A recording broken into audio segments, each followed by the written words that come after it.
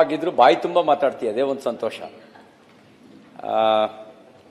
ನಾನು ನಿಮ್ಮ ಪ್ರೊಫೈಲ್ ನೋಡ್ತಾ ಇದ್ದೆ. ಬಹುಶಃ ನೀವು ಚಿನ್ನದ ಚಮಚ ಇಟ್ಕೊಂಡು ಹುಟ್ಟಿದವರಲ್ಲ. ಬೆಂಕಿಯಲ್ಲಿ ಅರಳಿದ ಹೂವು ಅಂತಂದ್ರೂ ತಪ್ಪಾಗಲಾರದು.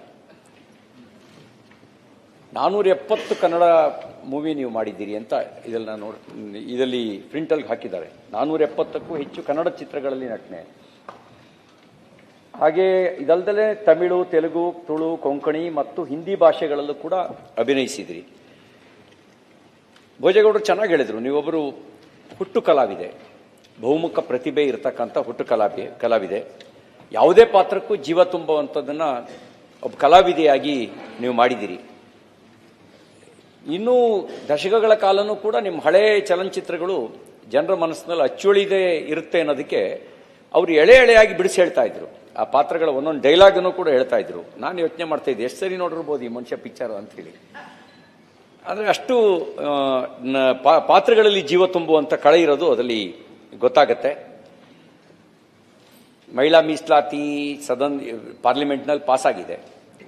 ಮುಂಬರುವ ದಿನಗಳಲ್ಲಿ ಯಾರು ಬೇಡ ಅಂದರೂ ಮೀಸಲಾತಿ ಕಾರಣಕ್ಕೆ 33% ಕನಿಷ್ಠ ಕೊಡಲೇಬೇಕಾಗತ್ತೆ.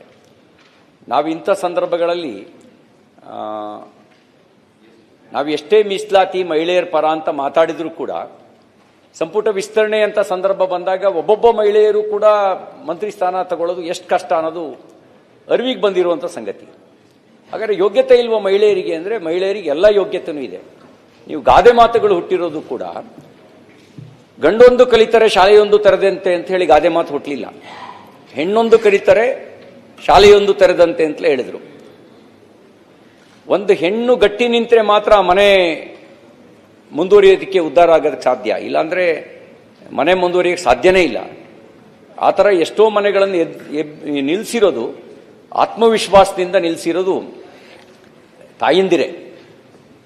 ಆ ಸಾಲಿಗೆ ಸೇರಿದವ್ರು ನೀವು ಗಟ್ಟಿಗಿತ್ತಿ, ಹಠವಾದಿ ಇಲ್ಲದೆ ಇದ್ರೆ, ಗಟ್ಟಿಗಿತ್ತಿ ಇಲ್ಲದೆ ಇದ್ದಿದ್ರೆ ಕಷ್ಟದ ದಿನಗಳಲ್ಲಿ ಇವತ್ತಕ್ಕೆ ಸ್ವಲ್ಪ ಕಷ್ಟ ಬಂದರೂ ಬದುಕೋ ಆಲೋಚನೆನೇ ಬಿಟ್ಬಿಡ್ತಾರೆ ಬಹಳ ಜನ.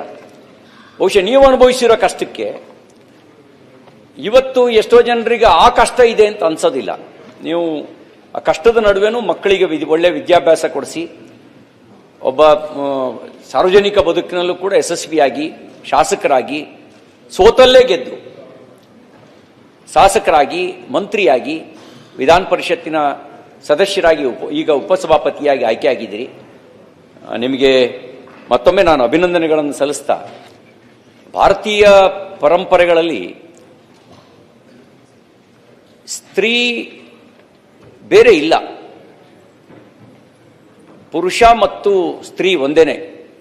ಅದಕ್ಕೆ ಶಿವಶಕ್ತಿ ಭಗವಂತ ತನ್ನ ಅವತಾರದಲ್ಲೇನೆ ಅರ್ಧನಾರೀಶ್ವರನಾಗಿ ಕಾಣಿಸ್ಕೊಳ್ತಾನೆ. ತಾನೇ ಶಿವನಾಗಿ, ತಾನೇ ಪಾರ್ವತಿಯಾಗಿ, ಶಿವಶಕ್ತಿಯಾಗಿ ಕಾಣಿಸ್ಕೊಳ್ತಾನೆ. ಈ ಪರಿಪೂರ್ಣತೆ ಅನ್ನೋದು, ಸೃಷ್ಟಿಯ ಪರಿಪೂರ್ಣತೆ ಅಂತ ಅನ್ನೋದು ಪುರುಷ ಮತ್ತು ಪ್ರಕೃತಿ ಇಬ್ಬರಿಂದ ಮಾತ್ರ ಸಾಧ್ಯ ಅನ್ನೋದು ಪರಿಪೂರ್ಣತೆ. ಹಾಗಾಗಿ ಆ ಒಂದು ಉಪಸಭಾಪತಿಯಾಗಿ ನೀವು ಕೊಡ್ತಕ್ಕಂಥ ನಿರ್ಣಯಗಳು ಮುಂದೆ 10 ವರ್ಷಗಳ ನಂತರನೂ ಕೂಡ ಉಲ್ಲೇಖ ಮಾಡುವಂಥ ನಿರ್ಣಯಗಳಾಗಿ ಹೊರಬರಲಿ ಅಂತ ಹೇಳಿ ಆಶಯವನ್ನು ವ್ಯಕ್ತಪಡಿಸಿ ತಮಗೆ ಮತ್ತೊಮ್ಮೆ ನಾನು ಅಭಿನಂದನೆಗಳನ್ನು ಸಲ್ಲಿಸಿ ನನ್ನ ಮಾತು ಮುಗಿಸ್ತೇನೆ. ನಮಸ್ಕಾರ.